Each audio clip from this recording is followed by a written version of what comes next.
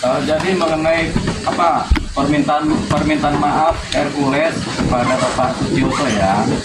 Jadi sebenarnya yang kita perlu apresiasi itu adalah yang pertama kepada Pak Sutioso, yang kedua kepada Hercules, karena ada yang minta maaf dan ada yang memaafkan. Tapi dua-duanya punya nilai positif. Jadi kita mengapresiasi kepada Hercules. Artinya ketika dia minta maaf secara langsung dan disorot publik, artinya dia memposisikan bahwasanya ya sudah, dia merasa bersalah, pernah khilaf dalam tindakannya dan yang ditujukan kepada Pak Sutioso, kemudian dia minta maaf. Ketika diketahui publik, berarti kan dia mencitrakan ya sudah, saya salah begitu, tapi dia minta maaf. Nah, ini sentimennya adalah positif terhadap Hercules sebagai pribadi.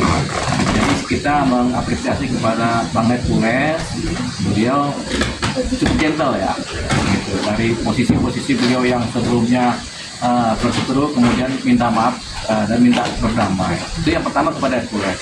Yang kedua juga kita apresiasi kepada Bapak Sutioso, karena dengan kerendahan hati, dengan wibawanya, dengan kematangan beliau sebagai orang yang dituakan ini, kemudian dia memberi maaf kepada Hercules. Jadi ada pertemuan permintaan maaf dan kemudian Sutioso menerima. Itu tentunya membuat suatu posisi yang kelihatannya tadi ditanyakan sebagai huru hara kemudian menjadi hilang. Jadi sudah tidak ada lagi huru hara, sudah berdamai. Namanya islah kalau dalam ilmu sederhanaan hidup ya. Jadi sudah berdamai dalam kondisi baik-baik saja. Tapi dua-duanya punya nilai positif, baik Hercules maupun Bang Sutioso. Oke, kan ada adat di situ, Bang. Ya. Seperti apa? Memang adatnya orang timur seperti apa? Kayak kemarin sempat datang bawa sesuatu. Ya. Jadi adat ini seringkali dipakai dalam penyelesaian masalah. Makanya adalah ada penyelesaian masalah secara adat, ada penyelesaian masalah secara hukum adat. Terus adat ini bagian dari kehidupan kita sehari-hari. Hercules orang timur, saya juga orang timur, orang Jawa Timur maksudnya. Jadi semua ada adatnya. Orang Jawa pun punya adat kalau minta maaf, orang Timur pun punya adat untuk minta maaf. Jadi ketika dilakukan permintaan maaf tentu dengan adat Timur, berarti kan si Hercules menyerahkan posisinya kepada adat supaya harapannya ada diberikan maaf. Jadi dengan cara adat beliau, adat suku beliau kan begitu. Saya pun kalau minta maaf pasti pakai adat Jawa gitu kan, atau adatnya. Dan atau kalau lagi Idul Fitri kan banyak orang minta maaf dengan adatnya masing-masing kan. Ya itulah kemudian adat itu begitu penting. Jadi kalaupun dalam hukum itu ada dua, ada hukum positif negara biasa, ada hukum adat. Nah ini yang dipakai dalam hukum adat oleh Hercules. Tapi ini tetap bagian dari satu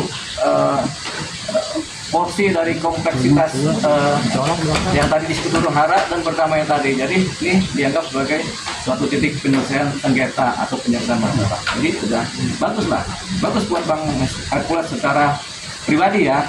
Tapi kalau secara Grip Jaya kita belum tahu karena masih banyak persoalan di wilayahnya Bang Hercules sebagai pemimpin dari Ormas gitu. Tapi secara pribadi dia ceritanya positif ya.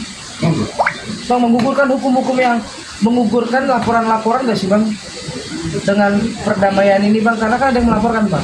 Tidak, jadi gini, hubungan hukum antara satu pribadi dengan pribadi dan kemudian pribadi dengan yang lainnya juga tentunya berbeda gitu. Jadi Hercules dengan Bang Sutioso sudah selesai berdamai, citranya dulunya positif.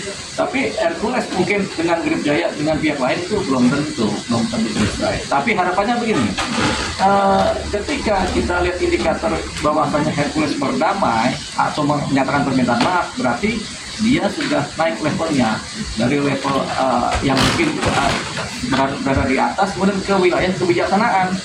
Orang minta maaf kan itu adalah orang yang kemudian paham salah sehingga mereka taraf perilaku atau pikirannya udah di atas, sudah mulai bijaksana. Jadi kita bisa lihat ketika Hercules sudah melakukan itu, minta maaf, berarti kan dia sudah mulai bijaksana.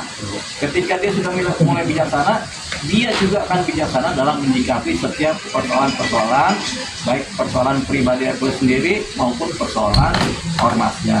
Jadi pasti dia akan melakukan kebijakan-kebijakan yang sifatnya konstruktif, positif, dan membangun.